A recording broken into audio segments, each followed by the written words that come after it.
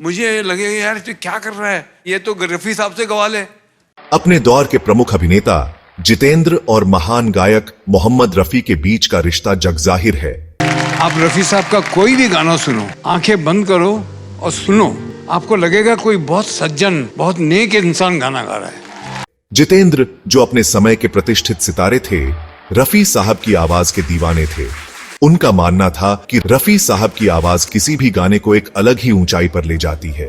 उठाने के लिए मैं तो जिए जाऊं। एक समय तो ऐसा था जब जितेंद्र इस बात पर जोर देते थे कि उन पर फिल्माए जाने वाले सभी गाने रफी साहब ही गाएं। मैं रफी साहब के बहुत करीब था, बहुत मेरी शुरू के सब गाने रफी साहब ही गाया करते थे। जितेंद्र सिर्फ अपने गानों तक सीमित नहीं थे, बल्कि वह मानते थे कि अन्य अभिनेताओं पर फिल्माए गए गाने भी यदि मोहम्मद रफी की आवाज में होते तो उनका असर और भी ज्यादा होता।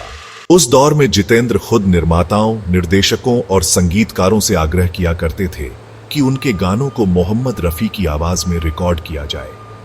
मोहम्मद रफी की आवाज जितेंद्र पर खूब जमी और जितेंद्र पर फिल्माए गए उनके गाने बेहद लोकप्रिय हुए। मस्त बहारों का मैं आशिक, मैं जो चाहे यार करूं, चाहे फूलों के साए से। इंडियन आइडल के एक एपिसोड में जब जितेंद्र गेस्ट के तौर पर पहुंचे तो उन्होंने एक दिलचस्प किस्सा साझा किया। उन्होंने बताया कि जब गुलजार साहब की फिल्म परिचय बन रही थी तो उसमें एक युगल गीत था जिसे जया भादुरी और संजीव कुमार पर फिल्माया जाना था। गाने की रिकॉर्डिंग से पहले जब जितेंद्र को पता चला कि इस गाने को भूपिंदर सिंह गाने वाले हैं तो उन्होंने गुलजार साहब से कहा, भाई आप क्या कर रहे हैं, आप इस गाने को मोहम्मद रफी से गवाइए। भूपी ने भी एक गाना गाया, भूपिंदर सिंह। Of course. मुझे लगे यार तू क्या कर रहा है, ये तो रफी साहब से गवा ले, भाई भूपिंदर। यह सुनकर गुलजार साहब मुस्कुराए और जितेंद्र की बात ध्यान से सुनी। लेकिन गुलजार साहब की खासियत यही थी कि वह सबकी बात सुनते जरूर थे, लेकिन आखिर में फैसला वही करते थे जो उन्हें सही लगता था। फिल्म बन रही थी परिचय जी। जब भी मैं उनको कोई सजेशन दूं, कभी ना नहीं बोले, लेकिन किया वही जो उनको करना है। उन्होंने इस गाने को भूपिंदर सिंह से ही गवाया। जब गाना रिकॉर्ड हुआ और जितेंद्र ने उसे सुना तो वह भी मान गए कि गाना बेहतरीन बना था।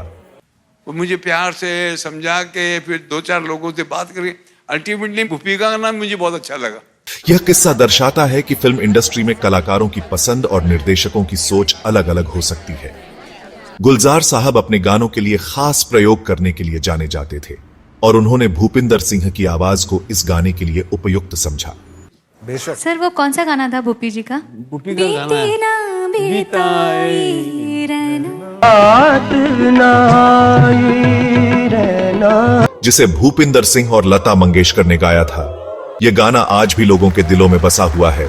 आपको बता दें कि फिल्म के गानों को संगीत दिया था राहुल देव बर्मन ने। बिरहा की जाई रहना। हालांकि जितेंद्र को शुरू में यह निर्णय पसंद नहीं आया था, लेकिन बाद में उन्होंने भी स्वीकार किया कि गाने का प्रभाव शानदार था। यह दिखाता है कि एक संगीतकार और निर्देशक की दृष्टि कई बार कुछ नया लेकर आती है जो पहले से तय धारणाओं को बदल देती है। भूपिंदर सिंह, जो मुख्य रूप से एक गिटारिस्ट थे, ने कई यादगार गाने गाए। यहां तक कि उन्होंने मोहम्मद रफी साहब के साथ भी कई गाने गाए और वे सभी बेहद लोकप्रिय हुए। बड़ी मस्तानी है मेरी महबूबा। रफी साहब अपने समय के सबसे प्रतिष्ठित गायकों में से थे, लेकिन उनकी महानता का अंदाजा इसी से लगाया जा सकता है कि उनके समकालीन गायक भी उनसे प्रेरित होते रहे। यह कहानी हमें यह सिखाती है कि हर कलाकार की अपनी खासियत होती है और संगीत का जादू अलग अलग आवाजों में अलग अलग तरह से उभर कर आता है। अब सवाल यह उठता है, अगर बीती ना बिताए रैना को मोहम्मद रफी की आवाज में रिकॉर्ड किया जाता तो क्या इसका प्रभाव कुछ और होता? आपकी इस बारे में क्या राय है? हमें कमेंट में जरूर बताएं। अगर यह कहानी आपको पसंद आई हो तो वीडियो को लाइक करें, शेयर करें और चैनल को सब्सक्राइब करना न भूलें। हम फिर मिलेंगे एक और दिलचस्प किस्से के साथ। तब तक के लिए नमस्कार।